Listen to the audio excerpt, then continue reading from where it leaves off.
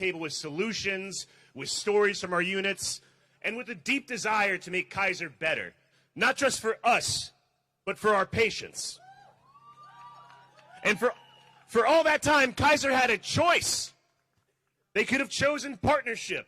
They could have chosen to listen to the people who actually do the work. But instead, they chose delay. They chose disrespect. They chose to talk about affordability while our departments run short, while our coworkers burn out, and while our patients wait longer and longer for the care they deserve. Can I get a boo? That's right. We didn't start this fight. Kaiser did. But we are going to finish it. Am I right? Because all through this campaign, every one of us has been standing on the line. We've been doing the walk-ins. We've been stickering up. We've built something powerful.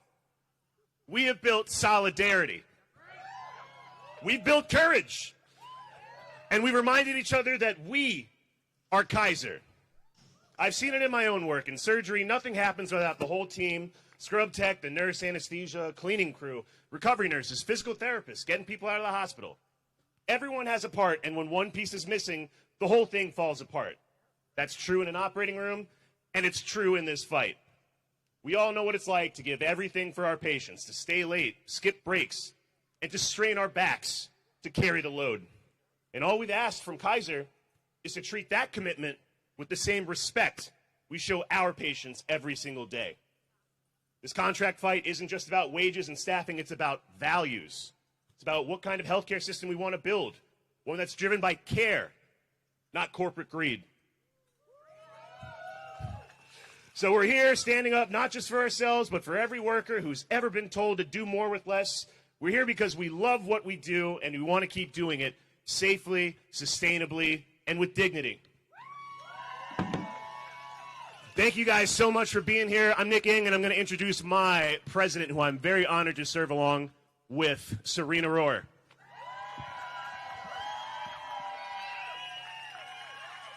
Thank you. Hey, OFNHP.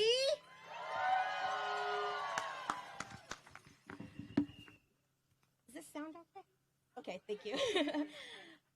This is an incredible sight, not just here tonight, but the last few days on the strike line is exactly what solidarity looks like. And this right here, this is what power feels like.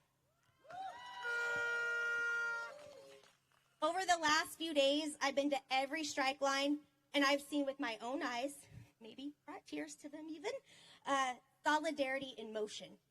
Unity in action, and the heart of this union and movement beating very strong.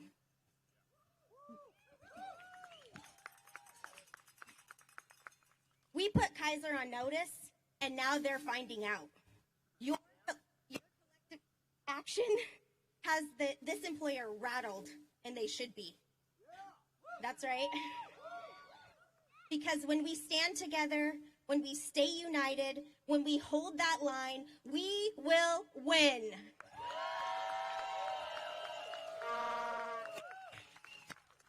We are out here because our deserve better, our communities deserve better, and because you deserve better.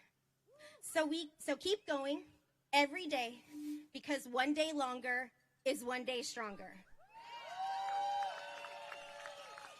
We must show them. They don't believe us, y'all. They said we fabricated our numbers. So visibility matters. Be on the line. Hold the line. Kaiser now has a choice to make. They could come to the table next week with real proposals, or keep paying consequences for underestimating our union, for underestimating the alliance. OFNHP and AFT are not fazed by Kaiser's intimidation tactics, the emails, the letters, they're all garbage.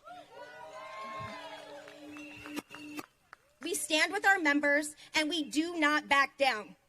And we are not alone. The Alliance, where's my brother Greg?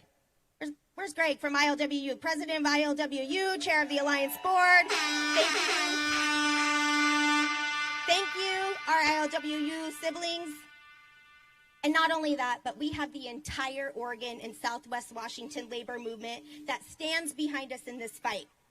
We are strong, we are united, and like I said, we will win.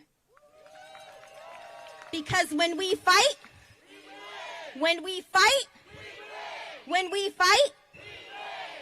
all right, I'm gonna get you all to your speakers tonight. I wanna introduce someone who truly embodies what it means to fight smart and fight strong. He's a registered nurse at Westside Medical Center and serves as our contract specialist, sits on the RN bargaining team, and as many of you know, is one of our fiercest stewards.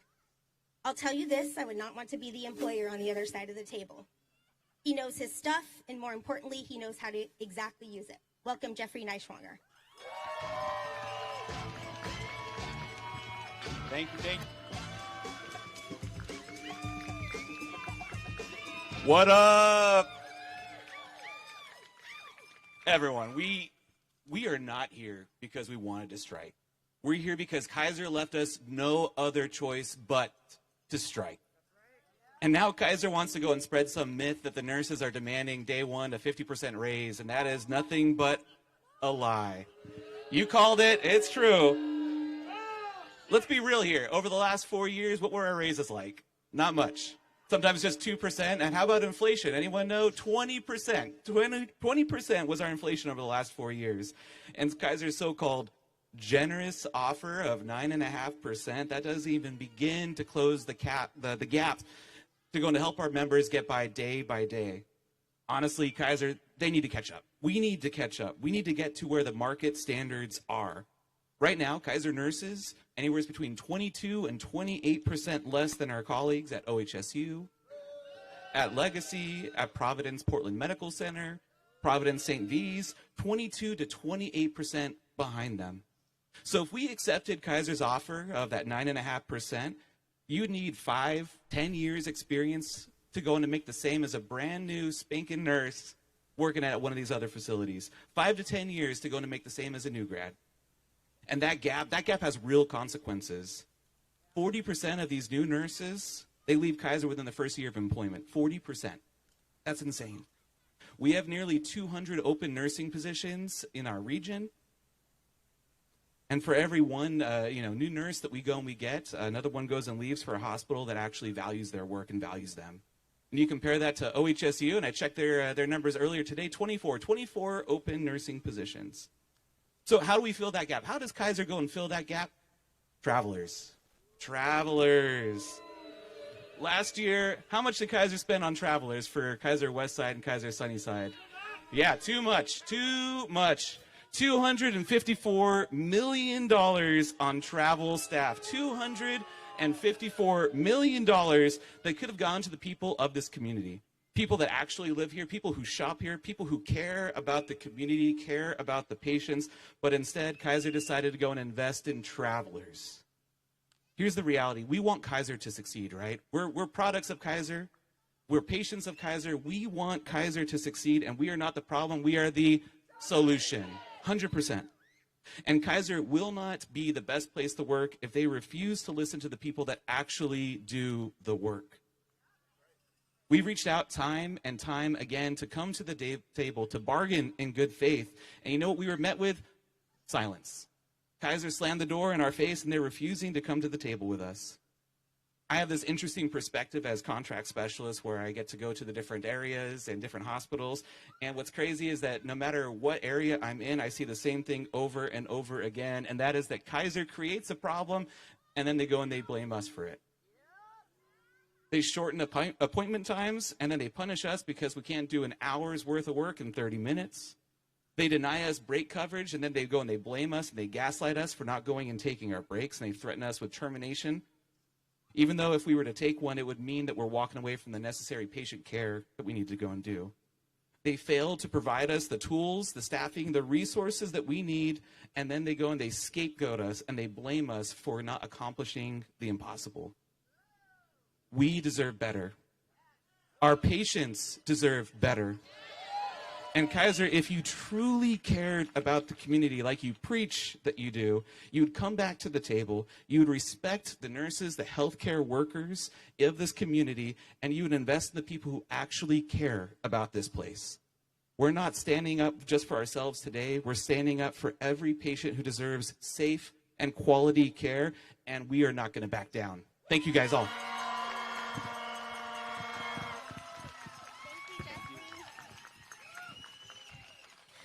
All right, y'all.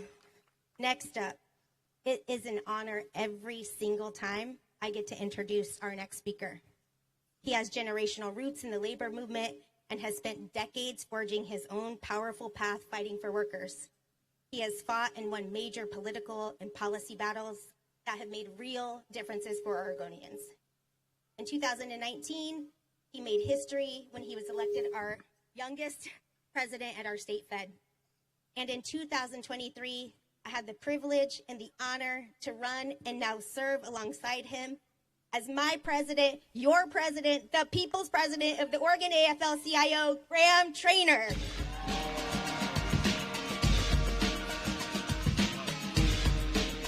Thank you, Serena. Hello, OFNHP. How we doing? When I say you say power, union, union. When I say union, you say power, union, union. Fantastic. Now, I just want to say what an honor it is to stand with our fighting OFNHP family today as you take on this crucial, necessary fight for working class justice. Give yourselves a round of applause.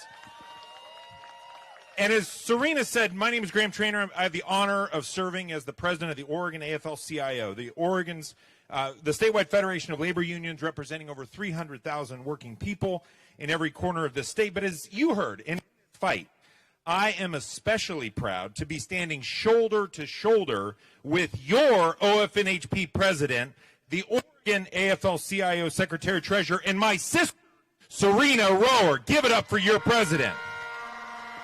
We've been so inspired by your bold leadership, your amazing, amazing social media presence and videos throughout this entire contract fight and this week, and your unwavering commitment to fighting for a contract that your members deserve. Your voice and your leadership are gifts to the movement, Serena. So thank you. Now, I've got some news that I'll restate from just a couple months ago for Greg Adams and all the executives at Kaiser. The Oregon AFL-CIO and the entire Oregon labor movement will do whatever it takes for as long as it takes to have the backs of every healthcare worker fighting for a fair contract in this campaign. Anytime, any place, because Oregon is union strong. Oregon is. Oregon is. And I'll continue to say that every single labor movement in the 8 states where Alliance members live and work feels the same damn way. Am I right? Now I want to cut right to some irony that I picked up on from some of you that's been happening throughout bargaining. On one hand, I hear that Greg Adams has been listed as the second highest nonprofit CEO in this country. He took home almost $14 million, not even including stock options and other perks in 2022. And since then, how's that? How about that? Okay. Since then, he has kept bonuses and exorbitant raises. You guys at that too. But let me put it into contrast, like you heard earlier. The workers who make it all possible. Many of the workers at Kaiser took home a mere 2% raise in both 2023 and 2024, and this same Greg Adams and the rest of the Kaiser executives are refusing to settle a fair contract that puts patients before profits. That's easy to screw up. That puts patients before profits for once. Am I right? Now, there's some troubling irony in all there. Now, this fight isn't just about one contract. We talk about this a lot, this one employer or this one industry even. Because when workers wage smart, strategic campaigns and strikes for their own workplace justice, you help make the overall economy more fair and just too, don't you? Because organized labor and strong union contracts are the only true check to rampant corporate greed, always have been and always will be. Am I right? So here's the thing. The Oregon labor movement, the over 100,000 working people we represent, are here to say that whether you're a construction worker, a security guard, a teacher, a firefighter, or a Kaiser healthcare worker, there is a common thread through every one of these industries. And that's the fact that we are all waging the working class struggle, aren't we? The struggle against corporate greed, the fight for a more just future, the battle against all the things that the boss uses to divide us, from our job classification, to the color of our skin, to who we love, to our immigration status. Am I right? And when one of us is in a fight, that's all of our fight too, right? Because your bully boss is our enemy too, and with solidarity as the lifeblood of the working class, and when we are united, there's not a damn thing that can stop a group of organized, pissed off workers. Am I right? Now, one thing I wanted to mention before I close, that in these dark times that we're living through right now, when it feels like the world is falling apart around us, with Portland and other cities around the country being targeted by this administration as military targets, as our immigrant communities are facing the brunt of an inhumane and vile mass deportation agenda, and as federal employees are reeling from having their collective bargaining rights shredded in a chaotic government shutdown, you all, in this very fight at Kaiser, are an incredible source of inspiration for the entire working class. Am I right? Because you all are showing other workers that there is hope, that they have power against the largest corporations in this country, that if they are united by solidarity, never forget that. Am I right? So my final message to Greg Adams and all the Kaiser executives who are listening: it's time to get back to the table and settle the damn contract. Because the labor movement in Oregon and all states where you are bargaining, we are still watching and will do anything it takes to win this fight for justice. Because when you take one of us on, you take all of us on. When you take one of us on, you take all of us on. Solidarity, everyone.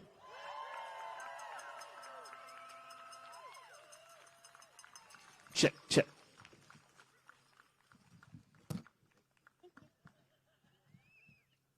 All right. Next up, thank you so much, Graham. Next up, I'm excited to introduce my AFT sister, a registered nurse. I don't know, Tammy, you're retired now. I'm jealous. But she is a proud member of the Oregon Nurses Association since 2001. She served in many leadership roles over the years and still fights for every healthcare worker. Just this last year, she led Providence nurses and other health professionals through a 46-day strike, y'all. Give it up. She won a contract and set a powerful example of what solidarity can accomplish. Please give a fired up welcome to O&A President Tammy Klein.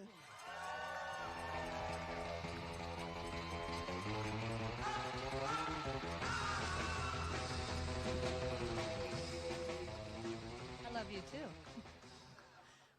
Good afternoon, my union siblings, brothers, and sisters. My name is Tammy Klein, and I am honored to serve as the Oregon Nurses Association president. And I bring to you this evening a message.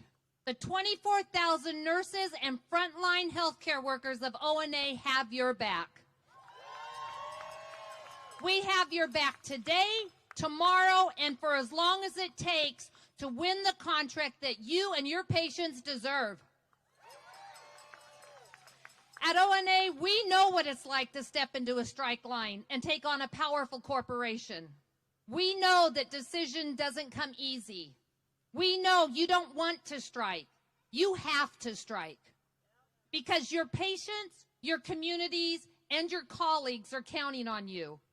They need you to send a message to Kaiser. It's time for safe staffing, for compensation, and a real voice in the decisions about our workplaces and our patient care. Our patients, our communities, and our colleagues are counting on us. They're counting on you. From their strike, we've learned a couple important lessons. First, one union, just like one employee, cannot do this alone. We act together, we win together. Because here's the truth, this fight, your fight, is bigger than just one union or one contract. It's about the heart and soul of our healthcare system. Corporate greed is gutting our healthcare from the inside out. Executives rake in massive bonuses while frontline workers are stretched to the breaking point. Patients wait longer, suffer more, and are told to expect less. And many of you have to work 2 jobs just to live in your communities. This is unacceptable, and it's happening all over the country and all across Oregon. Second, we win when we hold the line. Because when workers stand shoulder to shoulder on a picket line, we are unstoppable. Our strength is in our solidarity. And look, I know it's easy to feel hopeless sometimes with everything going on around us in the world. Maybe it feels like the fight is too big or that the systems can't be changed. But I'm here to tell you, the fight is not too big and the system can change. You know what gives me hope? You. Everyone standing on the line. All of you standing there together, hand in hand in solidarity. Because when healthcare workers rise up, communities rise up with us. And when we fight, we win. When we win, patients win. Our communities win. Public health wins, and justice wins. And of course, you all deserve to be compensated fairly. But this fight isn't just about dollars and cents, is it? It's about respect.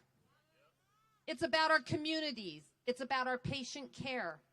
It's about being able to look our patients in the eye and say, we are doing everything that we can do to give you the care that you deserve.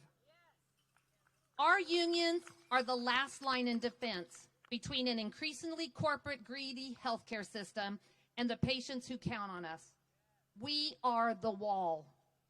The wall that stands firm with healthcare corporations try to squeeze every single drop of profit at the expense of safety, compensation, and dignity.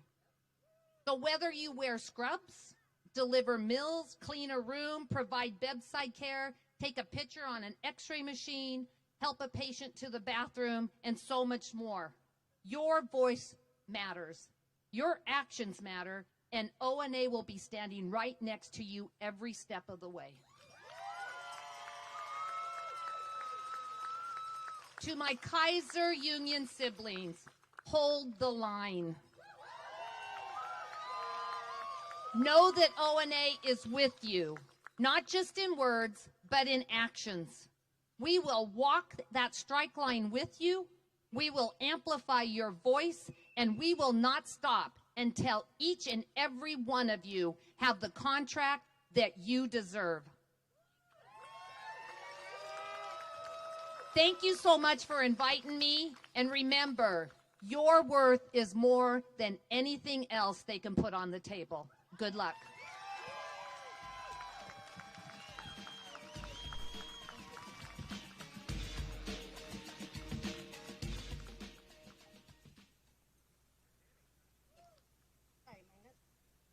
Okay, next, I'm excited to welcome to the stage OFNHP member and leader that I've had the pleasure of watching grow over the last year and a half as she stepped up to lead our lab professionals at Kaiser.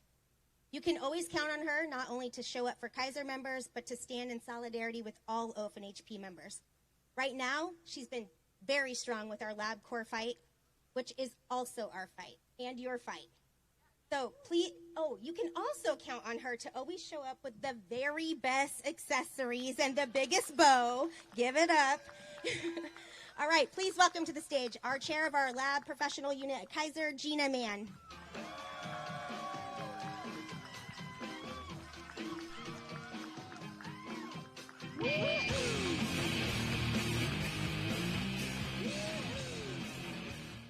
Hello, as Serena said, my name is Gina Mann, and I am the Lab Pro Chair out of Kaiser Sunnyside Medical Center. I work as an MLS generalist, and I am here today to meet this moment with you.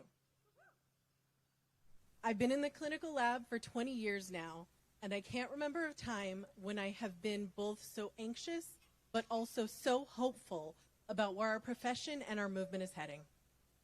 Laboratory workers are not often the healthcare workers our patients see face to face. But we are proud to be an integral tool in the system that keeps our communities healthy and safe. And right now, we at OFNHP are even prouder to be a part of the fight to ensure that the people of Portland and the Pacific Northwest have labs serving them that are punctual, accurate, and exactly part of the healthcare they deserve. We've heard many numbers floating around this week, from 40,000 of us currently on strike to Greg Adams' $12 million salary, Kaiser's $66 billion in reserve. Well, here's the thing. Lab is all about numbers. Order numbers, accession numbers, QC values, patient results, and turnaround times. Our entire profession is built on numerical values. And while money and cost are important to our continued ability to care for our patients, they're not at the forefront of what we do. As one of our certifying bodies, the College of American Pathology continually reminds us, every number is a life. Every number is a friend, a parent, a child. Every number belongs to a person worthy of the best care that we are able to provide. Care that should be prioritized beyond chronic understaffing, systemic apathy, and institutionalized incompetence. Healthcare executives attempt to exploit our compassion and care and capitalize on the dire financial state many in our country find themselves in. And we are here today to stand against all of that.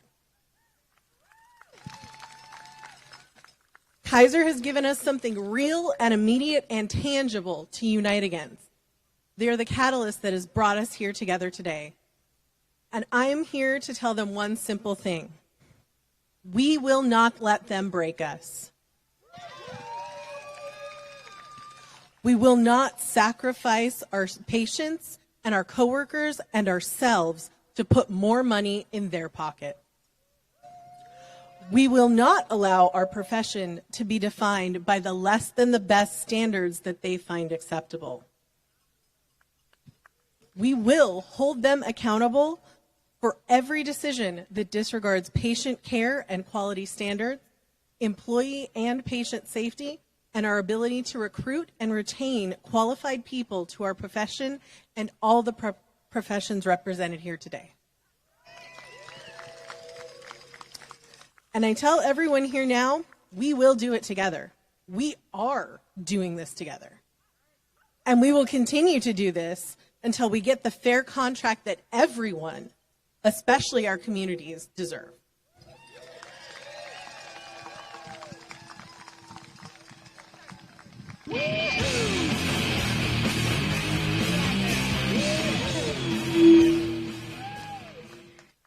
All right. Now, I am honored to introduce our last, but absolutely not least speaker, our fierce and fearless, unstoppable leader. She leads 1.8 million members nationwide. Under her leadership, don't rush the stage this time again on me. But, okay, so she leads 1.8 million members nationwide. Under her leadership, AFT has set the bar for new organizing among national unions. But what makes her, yeah, give it up, yeah, that's right. Graham taught me that, y'all. All right. But what makes her so powerful is that she's never forgotten what it's like to be a local leader, because she's been there before herself. As president of AFT's largest local, the UFT in New York, she knows what it takes to win great contracts. She knows that to win, we have to mobilize our members and be unafraid to stand toe-to-toe with the employers who underestimate the power of our union.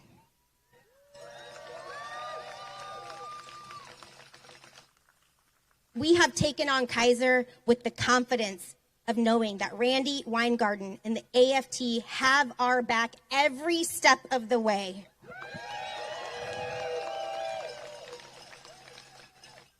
Here in the Pacific Northwest, we've seen that firsthand. Her support has been instrumental in our victories at OHSU, St. Charles Bend, Peace Health, and in one of our toughest battles last year against Providence. So when the time came to open up these Kaiser contracts, I picked up the phone and I said, "It's our turn." And I told her that this campaign would take strategy and pressure from every angle. And she said, without missing a beat, "Let's go."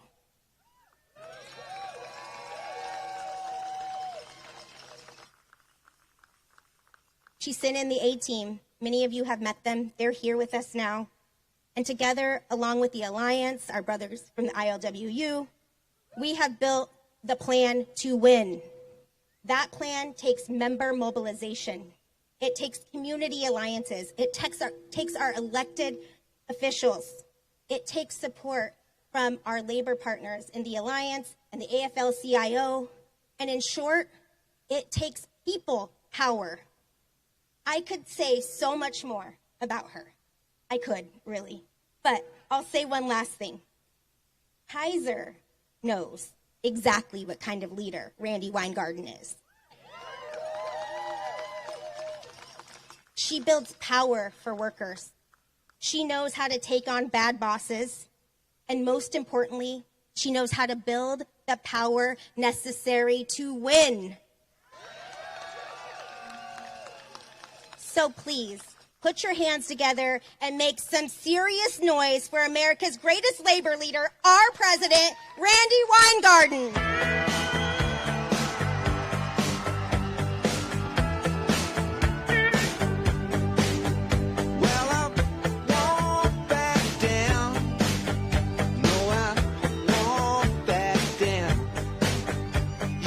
So I have notes, but when I saw the love letter that Greg Adams sent to all of you today, didn't you take it as a love letter?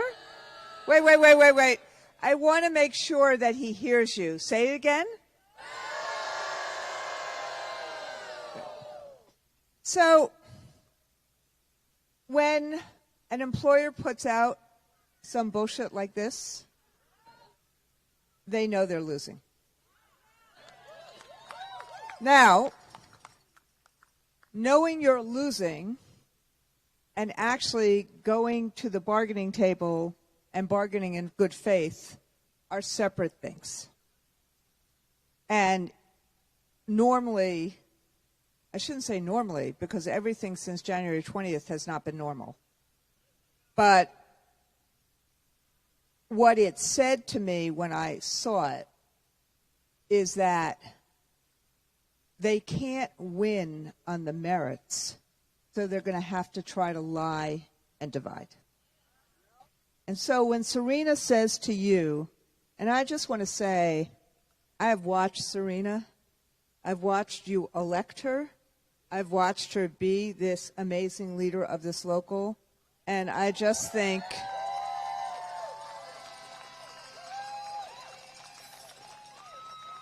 she is one remarkable person and even more of a remarkable leader.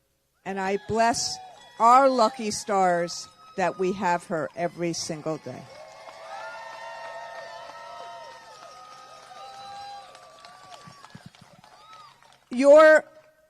A lot of the representatives already here. I know you're used to me screaming. I will get to screaming by the end.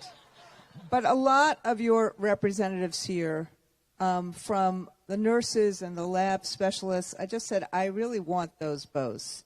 There's two things I want. I want that, and I want a frog outfit for Saturday. Even though I was going to be here, but I'm going back to Washington because I am proud to be an American, and I want to stand on the mall in terms of saying that. But I like the signage. I like this. I like, but all of that is also important because it's important for them not to take the joy from you. And some of you know this story. Oh, that was good, though. I like that. Some of you know this story, but I want to say it right now. I asked some of your really kind of legendary leaders. You should wave. You're back there. When was the first strike? 58 days, 1988. We did think that at that point, now I was in the UFT, but the Kaiser strike was legendary, even all the way to New York City. I was working as a lawyer there. We thought that at that point, Kaiser had actually learned its lesson. And no way. And it, for the next kind of 10 or 20 years, said, oh, no, we never want to create that pain point again. And here we are. And why did they say they never wanted to create that pain point again? Why did they become what in the labor movement became the model of labor management cooperation? Not that we agreed and they agreed with us all the time. Not at all. But because what they then recognized after, and I'm going to say it again, a 58-day strike, what they recognized was in their hubris, in their macho man thing, what it did was they lost the community. And this so-called not-for-profit was then viewed as the kind of monster that a lot of corporations are. And what I am most surprised and disappointed in is that they go to employer to employer to employer across the country. Look, they're in Washington, D.C. They're one of our healthcare plans in headquarters. They go across the country and say, oh, no, we are the model new kind of employer. We understand that you have to rely on the people who are working the floors. Right, exactly. But what has happened is not only are they not, but they're the worst kind of employer because they pretend what they are and then they do this bullshit. And that makes them actually even worse than a Gilded Age robber baron employer who actually knows that they are full of bullshit and act like they are full of bullshit. And so part of what I wanted to do today and tomorrow by being here is to actually say to Greg Adams, you're full of bullshit.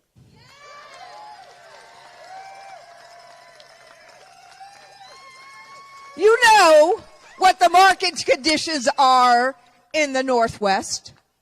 You know what you have negotiated with other Kaiser employees. So shame on you, Greg Adams. Shame on you for not even telling your staff that you will not even meet what you negotiated with other Kaiser employees. So could I hear a shame on you? Can I hear it louder? Can I hear it louder? Good. From the mouth of babes. And the second thing is, And look, it's going to take more than this 5-day strike. And you need to know, good. And you need to know that. And they need to know what Serena just said about 1 day longer, 1 day stronger. Look, the Providence folks saw that and knew that.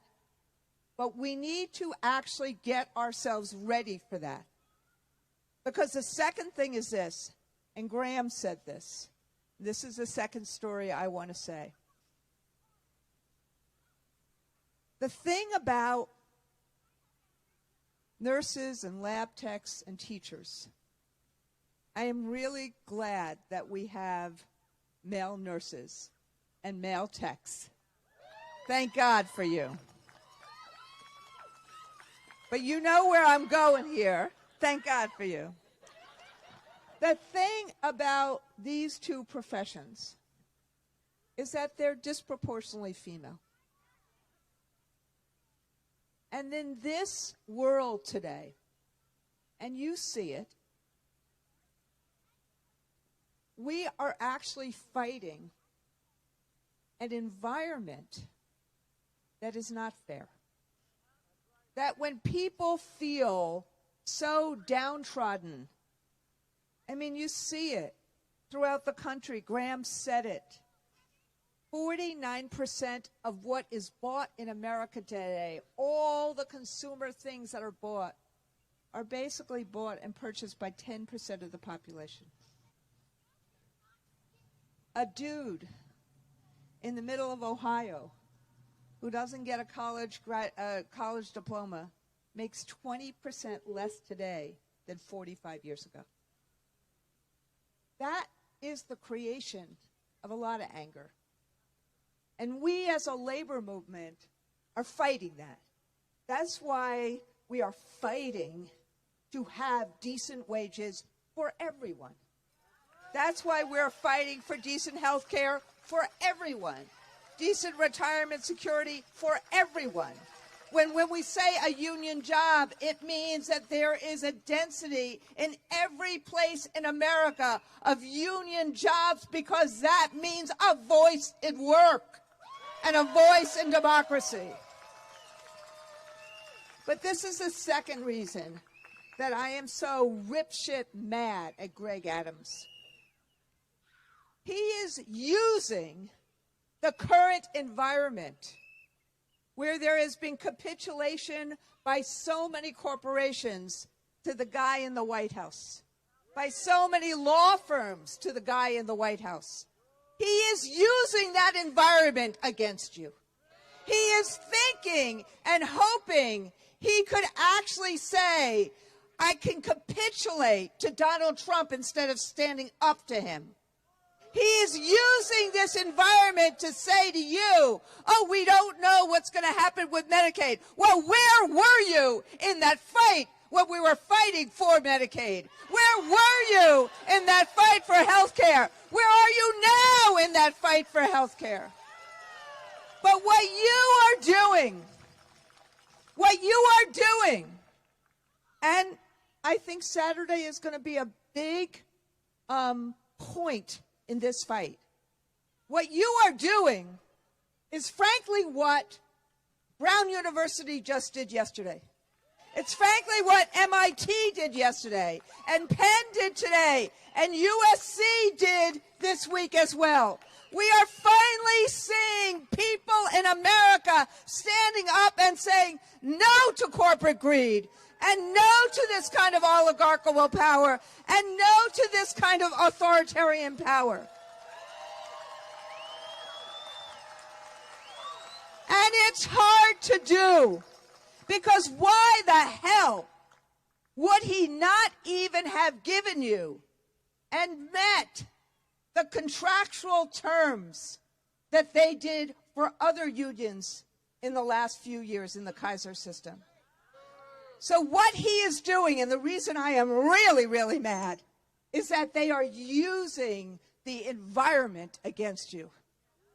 That's why we know it's going to take more time. But just like for the first time first time the law firms capitulated, the corporations capitulated. First time the universities finally said, hell no. And on Saturday, I think there's going to be a whole bunch of people that say, look, even people that voted for Donald Trump, some of you may have voted for Donald Trump. But it's finally something where people say, no, this is not our country. Our country believes in a voice at work. Our country believes in a voice of democracy. Our country believes in labor rights for nurses and lab techs. Our country believes that you should get paid decently for the work that you do to save everybody else's life. But because he's a greedy bastard and because he's using this environment, we're going to take time. And so we know, because look, we won the Providence strike. We know because we are now 1.8 million people. We are the fastest growing union in the United States of America. A union that is disproportionately female. But thank God for our dudes. So, what I want and what I'm asking you, and that's why I wanted to have a straight talk with you, is that are you ready to fight more? Are you ready to fight for fairness? Are you ready to do whatever it takes to fight for fairness? And you know, Oregon will be with you, and we will be with you, and the rest of the labor movement will be with you. Do you know that? Do you hear me? And frankly, the frogs will be with you. So I want to hear you say, when I say one day longer, I want to hear you say, okay, one day longer, one day longer, one day longer, when we fight, are we worth the fight? Are we worth getting decent wages? Are we worth having great health care in Oregon? Are we going to fight for that fairness? Are we going to fight regardless of how long it takes? Solidarity.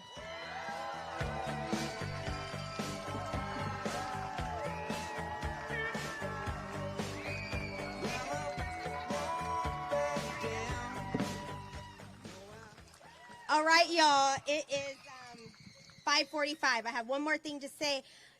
It does take all of us. It takes all of our allies, all of our community members, and our elected leaders. So I just wanted to say thank you to those of you who are here. Secretary of State Tobias Reed, Dacia Graber, Representative Graber, where is she? Hi! And also thank you to Senator Merkley and Congresswoman Dexter, who sent their team here while they're fighting for us. So thank you so much for being here. All right, y'all. Let's see. We have that line for 15 more minutes. I say we march down there and we finish strong. Let's go.